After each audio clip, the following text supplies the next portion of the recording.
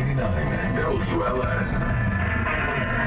It's loud. It's Chicago's home for NASCAR. WLS. Stream live at WLSAM.com and on the WLS AM app.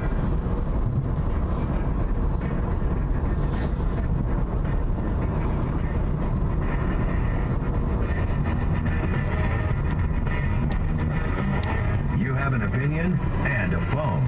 Call 844-484-3872. 844-4-the-USA. And let's hear what you have to say. The Vince Show. It is the Vince Show. It's Jim Verdi, Haley Carania in for Vince today. Vince will be back on Monday live from Florida. That's going to be fun. It's going to be a fun week of shows from down there. A little bit of breaking news. I don't even know what this means or what to make of it. Just Ghislaine Maxwell has been transferred to a prison in Texas. So, for what it's worth, I don't know what it means, but you could read whatever you want in it. Anyway, so before the break, I played that Chris Cuomo clip of him admitting he was wrong about everything. I said, I don't know if I believe the guy. I said, it's good if he does, and it's hard for people to admit when they're wrong, especially when they put their entire life belief system into something. But, Haley, in the break, you made a really good point about this. Yeah, he's phony. Yeah. He's totally fake and phony. And in this whole diatribe about, I've been wrong before, haven't you? We've all been wrong before. He didn't provide any specifics, right? So he's trying to humanize himself when, we've all been wrong before. But Chris Cuomo was probably talking about the fact that he was wrong on Russia. He was wrong on COVID. He was wrong about Biden. He was pushing all these lies on CNN and then his own show. And now he's trying to, humanize himself and make him seem like, washing his hands of the wrongdoing. We've all been wrong before. It's okay to admit when you're wrong. Except he was influencing so many people on his show. That's it.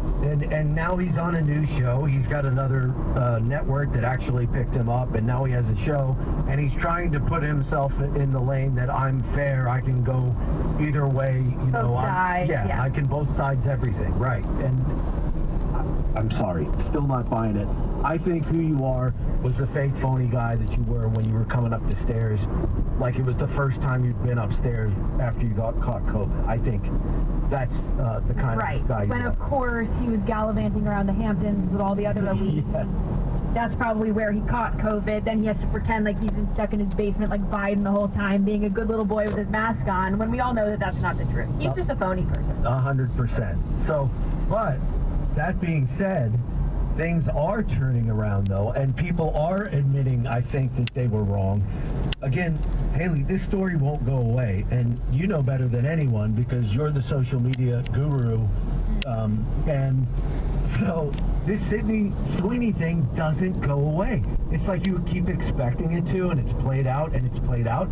But then you'll have something like this that happened last night on CNN where they're still pushing it, and you have this.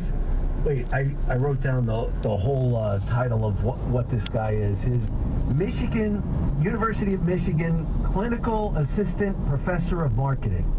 That's a title. Wow. Oh, wow. Yeah. Oh, I'm impressed.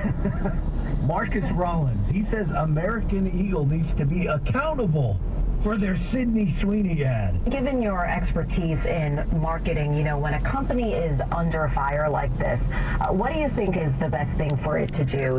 When is a public apology warranted? When is it warranted for a company to pull down an ad campaign? Or can sometimes, making concessions like that actually make things worse? Your intentions were to say something that was just a double entendre with the word jeans, and it's now being perceived differently, then you say, hey, that was not our intention. That's not what we meant. Now, whether it was lazy or it was naive, whatever the case may be, that's when you apologize. But if you meant to be provocative and you meant to sort of dog whistle, I'm not saying that the things were nefarious, but you meant to be provocative, and people took it as such, and now they're pushing back. At which point you stand 10 toes down. You go, hey, we believe this. We didn't mean for it to be a signal about eugenics and about, a certain aesthetic is good and another aesthetic is not so good. What we meant to do is this. Apologies. But if you